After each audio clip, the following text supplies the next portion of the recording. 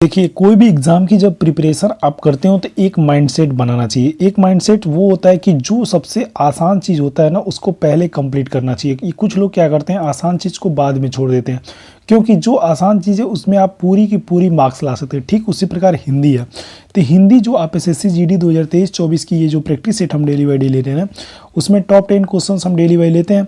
तो यहाँ 22/12/2023 का जो ये बेस्ट और क्वेश्चंस हो सकता है वो आप सभी के बीच लेके आया हो। ठीक है, तो आप ये जानिए कि जो बच्चे भी फॉर्म भरेंगे 20 लाख, 10 लाख, 17 लाख, कितने भी फॉर्म भरे जाए, अभी तो डाटा नहीं आया, तो आप एक चीज़ जान जाइए कि इन सभी बच्चों में जो सिलेक्शन लेने वाला एक चीज़ कॉमन है कि हिंदी में इन्हें 20 में से तो 19 लगभग करके आने वाले, मतलब 19 क्वेश्चन ये करने ही वाले हैं।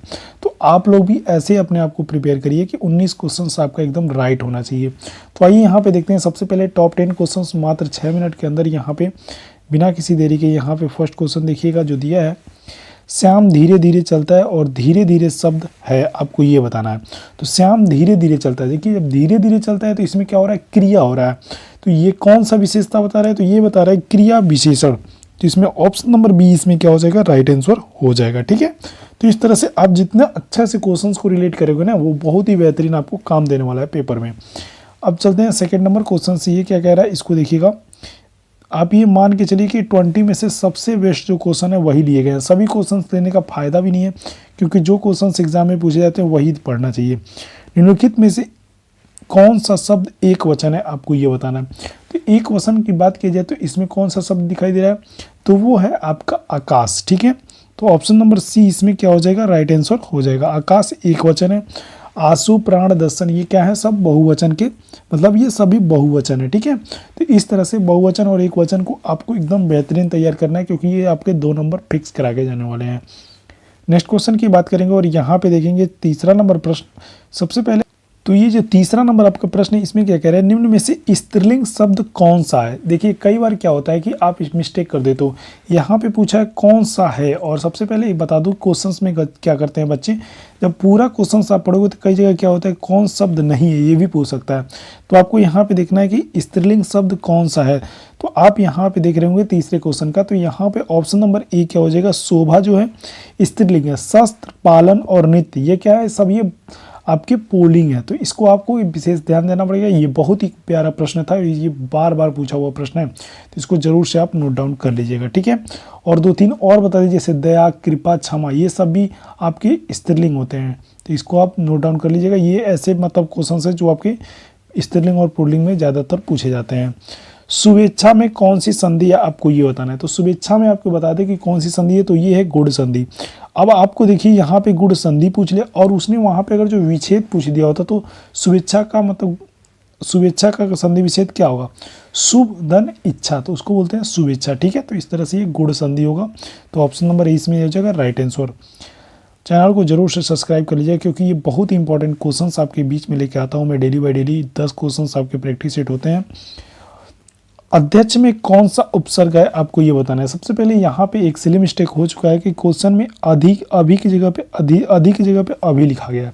तो अध्यक्ष में आपको मतलब कौन सा उपसर्ग है, तो अधि उपसर्ग है। ठीक है, तो ऑप्शन नंबर ए इसको अधि बना लीजिएगा, अभी लिखा हुआ था। तो ऑप्शन नंबर ए इसमें क्या हो जाएगा, राइट आंसर आपका यहाँ पे बहुत ही बेहतरीन ढंग से ये हो जाएगा। एक होता है अध्यक्ष हो जाता है, अधिमूल्य हो जाता है, अधिराज हो जाता है, अधिग्रहण हो जाता है, तो ये सब में ये ज़्यादातर पूछे जाते हैं। तो अध्यक्ष की लगभग 90% लोग गलत करते हैं, तो इसको आप जरूर से नोट डाउन कर लीजिएगा। तरड़ी का पर्यायवाची शब्द आपको ये बताना है। तो तरड़ी का पर्यायवाची शब्द की बात की जाए तो इसमें आपको होता है सूर्य होता है, ठीक है, आदित्य होता है, दिवाकर होता है, भास्कर होता है, प्रभाकर होता है, दिनकर होता है, सविता होता है, हंस होता है, मृतांड होता है, अंशुमाली होता है, भानु होता है, ग्रहपति होता है, दिनमणि होता है। तो इतने सारे तरड़ी के पर्यायवाची होते हैं। तो इसमें ये पूछा है तरड़ीय, तो तरड़ीय यहाँ पे या जो होगा यहाँ पे इसका पर्यायवाची शब्द ज़्यादा बनता है। तो ऑप्शन नंबर ए इसमें क्या हो जाएगा, राइट आंसर हो जाएगा। नेक्स्ट क्वेश्चन की बात करेंगे और गुप्त का आपको विलोम बताना है कि क्या होता है। तो गुप्त का विलोम क्या हो जाएगा, गुप्त का विलोम हो जाएगा प्रकट। तो देखिए जैसे मतलब गुप्त मतलब होता है छुपाना, और उसी का विपरीत होगा ना विलोम, तो प्रकट इसका क्या हो जाएगा, इसमें ऑप्शन नंबर ए सी क्या हो जाएगा, राइट आंसर हो जाएगा। अब हम धीरे धीरे नेक्स्ट क्वेश्चन की बात करेंगे और यहाँ पे दिया है, नेक्स्ट क्वेश्चन दे रहा है कलश और कुलीस शब्द में युग में सही अर्थ भेद क्या है, आपको ये बताना है। ब्रज और कठोर नहीं, लोटा और अत्याचारी नहीं, घड़ा और कुटिल नहीं, ये होता है घड़ा और वज्र। तो ऑप्शन नंबर इसमें डी आपका क्या हो जाएगा, राइट आंसर हो जाएगा।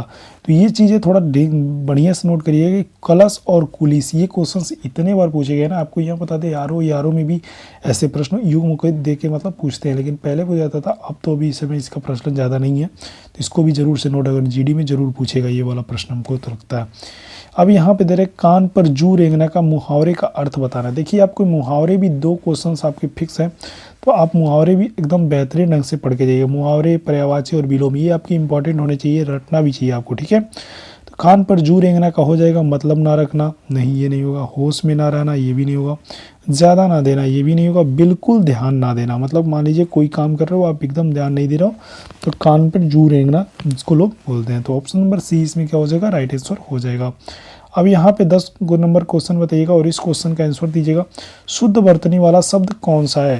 तो शुद्ध वर्तनी वाला शब्द देखिएगा, अध्ययन नहीं, अध्ययन नहीं, अध्ययन नहीं, ये होता है अध्ययन।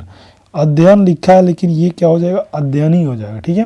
तो यहाँ पे नी का भी मात्रा दे देंगे तब भी ये सही हो जाएगा। तो ऑप्शन नंबर सी इसमें राइट आंसर हो जाएगा।